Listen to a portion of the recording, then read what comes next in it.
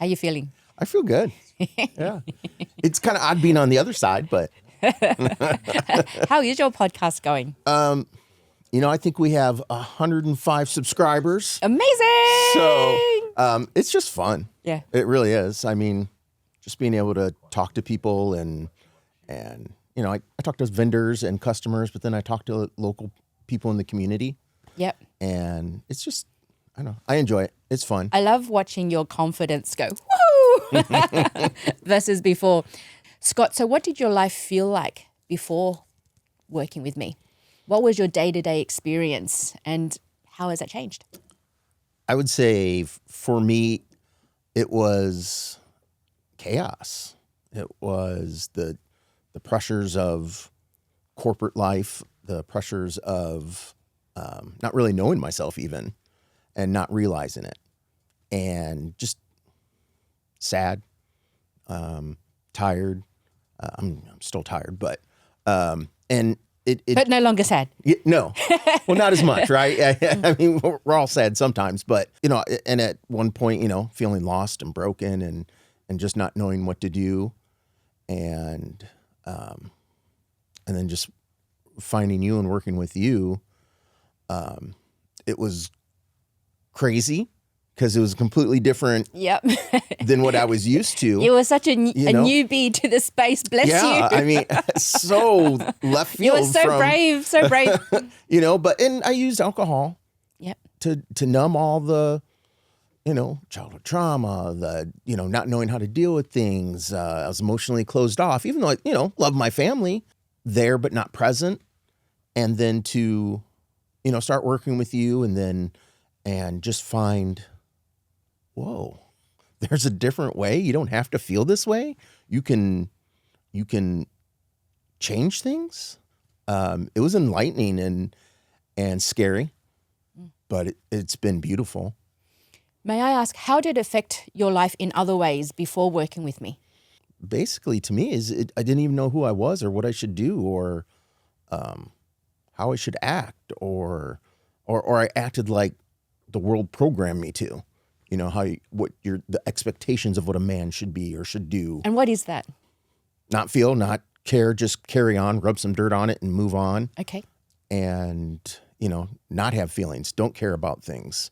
And that's not me. Yeah. And I think that's why it finally came to a boiling point. I'd just been, suppressing and repressing and not allowing myself to be me. And it just came to, an explosion, and I'd stopped drinking at one point, and, everybody says, "Oh, don't you feel better? Isn't everything great?" Hell no. It's worse than ever because everything's still there that I was feeling, but I'm not suppressing it. Yep. And I didn't know what to do with it. I didn't know. I was just like, whoa, I can't feel this way anymore. And that's when I started looking, and I came across you and your book, and I read the Spiritual Entrepreneur book. Your words just resonated with me so much. That's when I reached out to you. Yeah. And I remember being in tears filling out the application form. Yeah. Just because I knew I needed something, and it felt like you were my best hope at that point. Yeah. In my work, I've come across two extremes. One, there is the person that is absolutely numb to all their feelings. They are like the walking dead. And then on the other side of the spectrum, there are those who are so volatile and explosive and angry all the time. Both are toxic in their own very special way. Where in the continuum did you sit back then? I probably saw it on the explosive side, but I think it was actually going back and forth. Yeah. I would be the numb and not feel things, but then I would get to a point where I would explode and was volatile, and people would know what Scott they were getting from day to day, even from hour to hour sometimes. So I feel like I was both. I was swinging back and forth across those, but definitely I was angry all the time.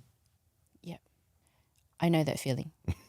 I was angry all the time as and well. It's exhausting. Yeah, it's just exhausting not to be able to try to control that and keep it inside. And it was just tired emotionally, physically. And I didn't even know it spiritually, but yeah, spiritually too. Angry people are very skilled at noticing all that is wrong, right? Consistently in error detection mode. Yeah. It's fucking exhausting. And then in even making things up then too. Right. Oh, what do they mean by that? Yeah. Oh, what? They didn't call me? What? Why did they hate me? What? Yeah, so absolutely. And then the overthinker starts thinking and the hypervigilance starts going on. And then you have a boardroom of advisors in your head saying, advising all these things. Yeah, 17 different opinions coming out. And So jumping forward, what's your life like now? What's in you, Scott? Oh, I'm probably 1,000 different Scotts since then. Yeah. I'm more at ease. I'm calmer. I think one of the biggest things I've taken away from you is just give yourself the grace to be you, be human, make mistakes. Nothing's perfect. Why should you be perfect? Yeah. And just to stop being all these different versions of myself and just put me into everything I do. Yeah. Is really where I'm at now, I believe. I loved before that you suppressed so much that you couldn't express. Next minute, you have published a poetry book. You're consistently expressing yourself. You have a community now of people who come and read your poetry and listen to you speak. And that makes my heart sing. It's been very lovely to evolve into this. The true Scott. Yeah. Yeah. And I don't think I'm there yet, and I don't think I ever will be, right? I also, right, stop looking at the destination. Stop looking for a finish line. Yeah. And just how do you know what the finish line is? So other people say, "Oh, what do you want to do?" And where would be? It's like, how do I know? I'm not dead yet. I've still got plenty of time to create myself. Yeah, yeah. Very good, very good.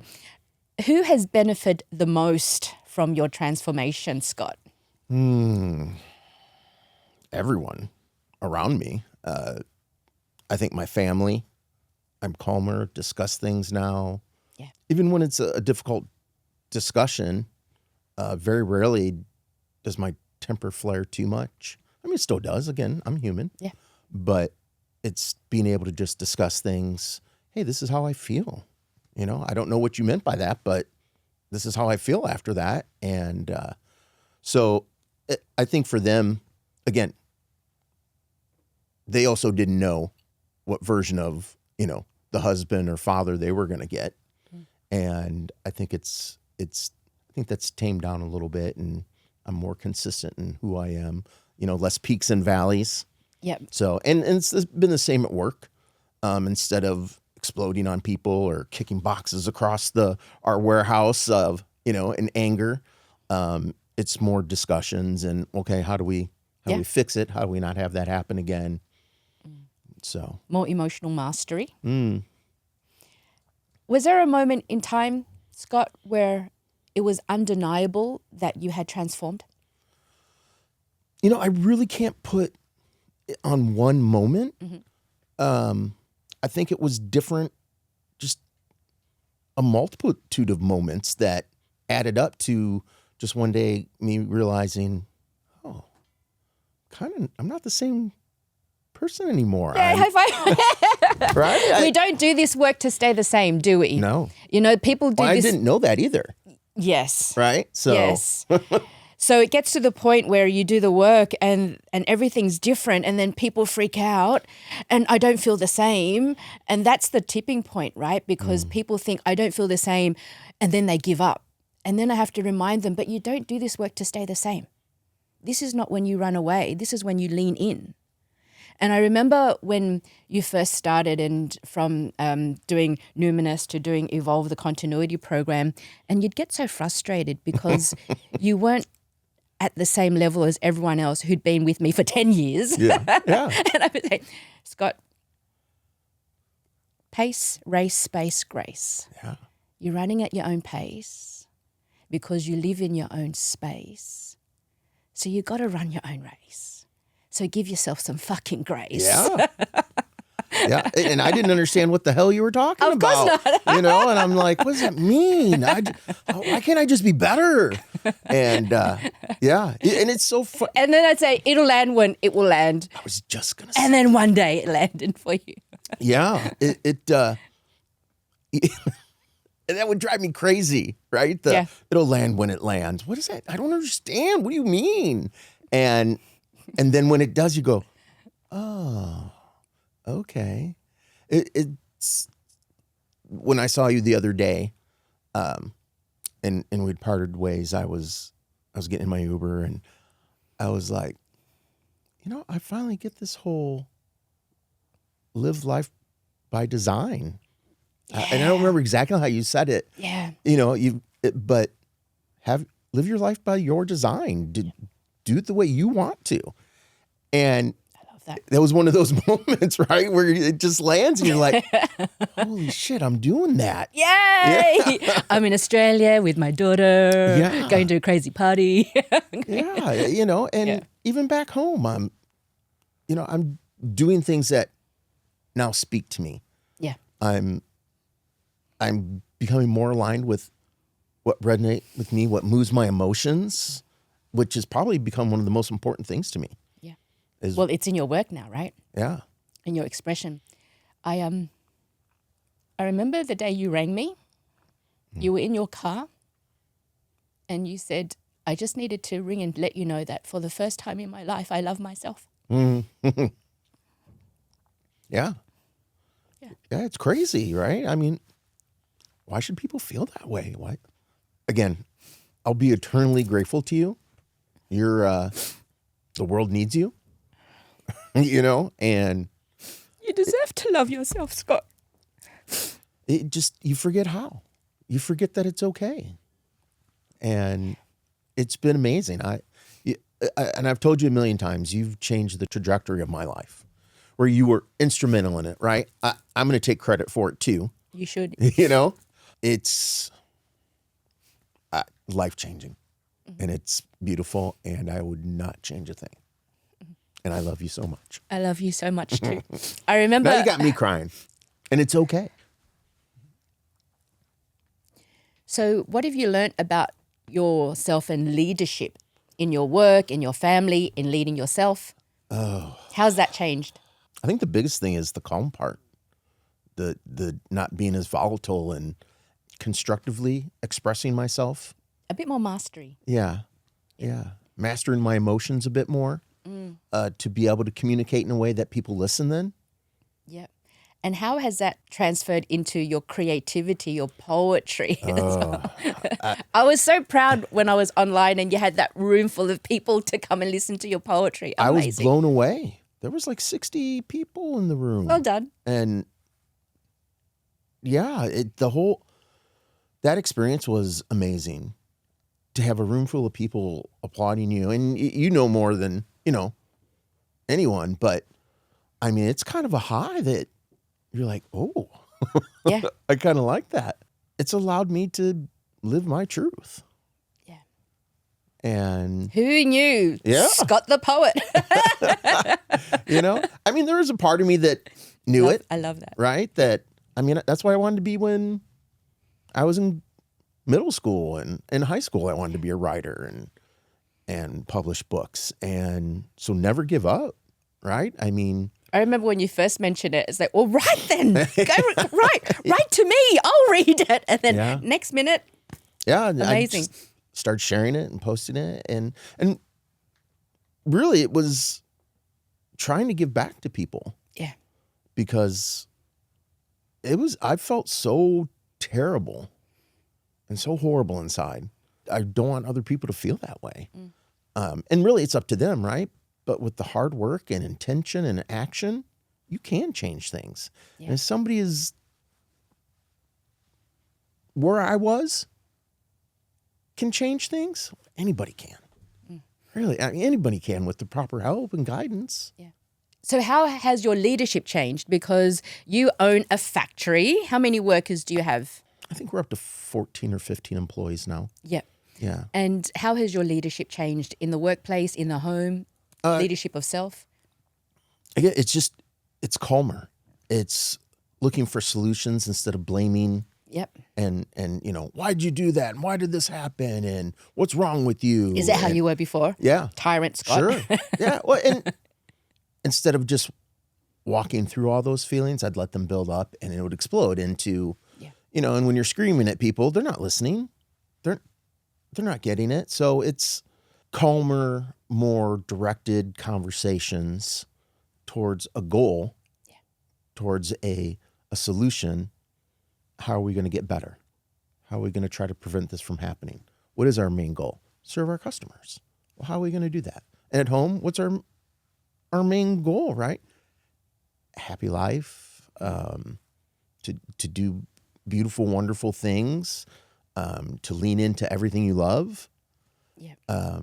So yeah, and that was to me so exciting when I asked my daughter if she wanted to come, because her initial response was no. And then later that day, she texted me. She goes, I'm thinking about going. I'm like, yay. You should. Yeah. I couldn't be more proud and more excited for her. Yeah. So yeah, what a beautiful step for her. So good. All these things that are so very, very different to when we first met. And I remember when you joined the community as well and comparing yourself to everyone else. Yeah. And you emailed me and said, what's this meditation thing? What's this breathing thing? It's like, I can't breathe for you. I can't meditate for you. You're going to have to do that yourself. But what I did say was, I will see you on the other side. Yeah. And here we are on the other side. Yeah. So at least one of the other sides. I'm hoping there's more other sides. There's plenty of other sides. Yeah. Talk to me about how important the community has been for you. Oh, because you've flown over for the retreats, and you know so many people in the community now, and it's really hard to explain. It was so nice to see people again, and they're flown over to see you. Yeah, it gives you a sense of, I don't know if belonging is the right word, but love, community. It gives you a sense of you're not alone. And other people go through the same things and they want to help you. And it's just a beautiful feeling, and you feel that much less alone sometimes. Yeah. But you are loved. Yes. Yeah. Yes. You are loved. There's so much humanity in our communities. Yeah. Yeah. I mean, and you can be you, and it's accepted and welcomed and lifted up. Mm-hmm. So, and you don't get that a lot of places, honestly. It's true. And it's wonderful. I think because so much spirituality these days is incredibly performative. And there are particular rules, if you're not vegan, if you don't dress this way, then you're not spiritual. Whereas the spirituality I teach is about authenticity, really digging deep for the truest version of you, and then amplifying that, and that's what we're here to do, to live as our most authentic self. Yeah. But we've got to dig deep for that, right? I was talking with, some of the people at the party, and they're doing some amazing things. And Caitlin turned to me, she goes, you're part of that too, right? I do. Actually, I do know that. Thank you. And you're just welcomed and embraced. Scott, what would you say to someone who is curious about this journey? I mean, spirituality is all about self-mastery, really, right? Self-discovery, self-actualization, self-realization, self-transcendence. What would you say to someone who is curious about this journey, doesn't know much about it, and especially men, actually, or if you were to think about someone like you before joining this journey, what insights, what advice, what suggestions would you give to them? Do it anyway.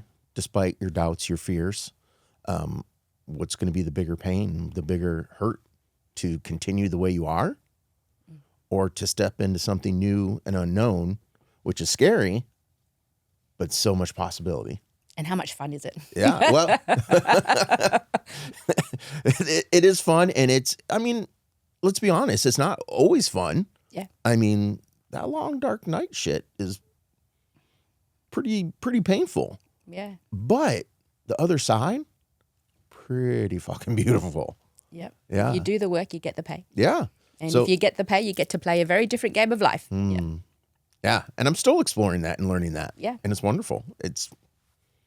Yeah. So just do it. Right? What's going to be the worst thing that happens? Oh, it didn't work for me or whatever. Okay, cool. Yeah. Because you didn't do the work. Yeah. So, yeah, just do it. Just jump in. Scott, how has your transformation impacted the people who are closest to you? I think I've become more known, more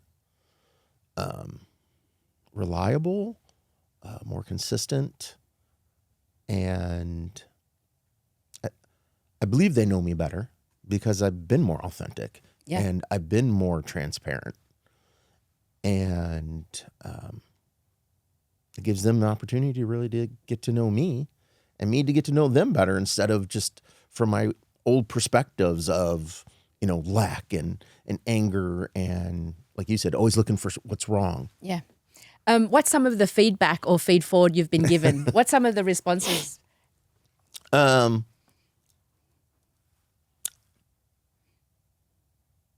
say people who've known me are just like, you seem different. Probably you seem happier. And I've lost a bunch of people along the way too. Yeah. Which is fine. People are always afraid of what they don't understand. Yeah. And so when they don't understand the new Scott, that you've changed, like, yep, fucking oath, I've changed. Sure have. I'm going to change some more. So yeah.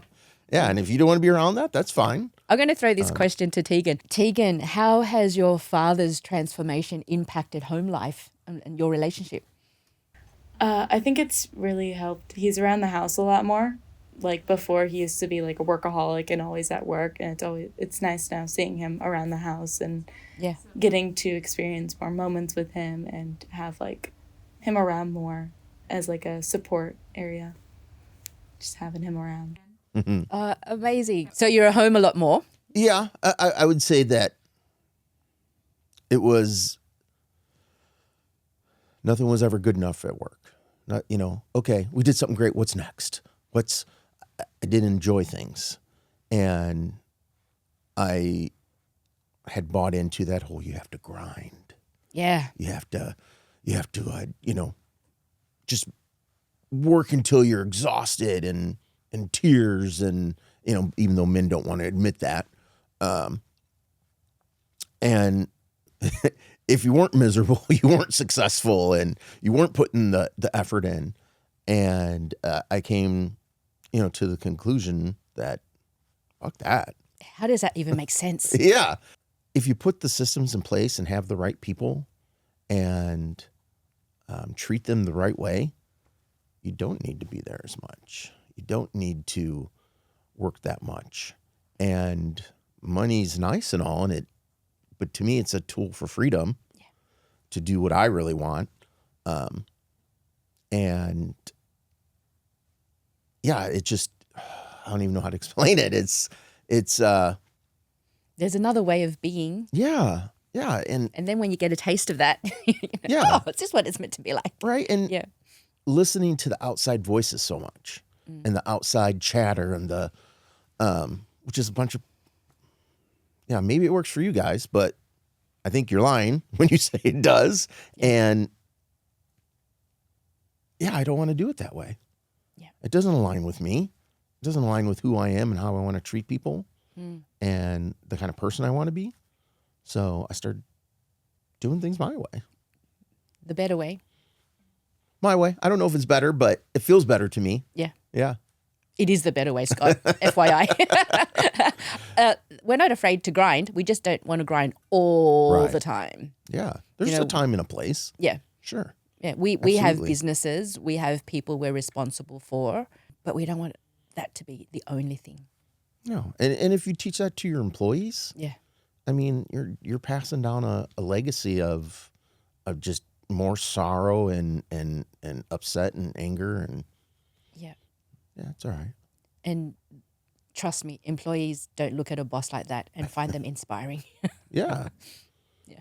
Yeah. You treat people with humanity and like they're humans and that they matter. It makes a difference. No, absolutely. Yeah. I think as the leader, we have to use every obstacle, every challenge as a platform to prove to our people why we hold the position of leadership that we do. Huh? Yeah. Well done, my friend. Thank you. Scott, what do you know now about resilience and self-love that you didn't understand before? I've always been resilient because I've gotten through things. I've, well, I don't know out through, but I've continued. I've moved on. I've done things in my career, but it always wasn't healthy. Yeah. It's a different kind of resilience now. It is loving yourself and giving yourself the opportunity to be wrong, to make mistakes, to stop and either rest, take a break, Yeah. not beat yourself up for doing those things, and to be able to just go, you know what, this isn't working. Let's try something else and change direction. That's also resilience. It's not quitting. It's being smart because you're realizing, okay, that was the wrong way for me to go, or that wasn't the best possible solution. What is? Yeah. And I think that's an amazing amount of love for yourself, to give yourself the opportunity to be wrong and find a way. Giving Different yourself way some forward. fucking grace. Yes, which I was never good at. I was going to ask you, what is your definition of self-love? And you said exactly that. Yeah. All those things that make us human. Yeah. Yeah. And to be able to look at that and understand it's human. Yeah. And that's maybe the most beautiful thing there is. Expressing yourself, being who you are unapologetically. Yep. What's better? Yeah. And then Freedom. That's called freedom. Yeah. So it's been a crazy last few years, right? Maybe the last 4 years. And it's true transformation. I'm grateful. Yeah. I'm in awe. And I want to thank you for helping me break generational curses, right? To hopefully not hand down all the shit I carried to my kids that I did for years, but then be able to stop that and have open and loving conversations with them about it. I think that's Honest such an ones. important part of this work, that Tegan's children will thank you for changing the bloodline. Yeah. Yeah. It's amazing. And you've been a huge part of that. So you're always family to me, and I'll love you forever. And anybody who isn't happy in their life or happy with themselves or how they conduct themselves or how they do things, or just don't understand why they're not fulfilled, look at Pauline Nguyen and start with just a book, right? And go from there. But you are a true shining light in this world, and I can't even begin to tell you how much I love you. I love you too. So Thank you. I'm so proud of you. No, well, thank you. You should be very proud of your dad, Tegan. I am. I'm super proud of People forget that it's all the ripple effect as well, right? Yeah, and that's been huge for me, right? You need tissues too. Yeah, thank you. The drinking and the self-abuse and the not paying attention to what it does to the people around you because you're just so desensitized. Yeah. It to be able to now say, hey, I've given her a chance. Yeah. That all the pain I felt and all that and it just handed down through generations, and people don't know how to change it. Yeah. To give them the freedom to screw up their own stuff instead of my stuff, passing down to everything. It's, I don't know if there's a more beautiful gift to give. It's true. A child. Yeah. So, yeah. Yay! So good. Yeah, thank you. So good. Yeah. I can't, there aren't the proper words to express the gratitude and the just how much you've changed my perspectives and changed my life, where I can make the changes, right? Help me open my eyes to be a different person. Kicks ass. Living your life by design. Yeah. Rather than by Right? default. And it only took what, 3 years, 4 years to hit? So In the scheme of things. Yeah. hey, I'm just grateful it finally did. Thank you. Thank you. Thank you. Thank you.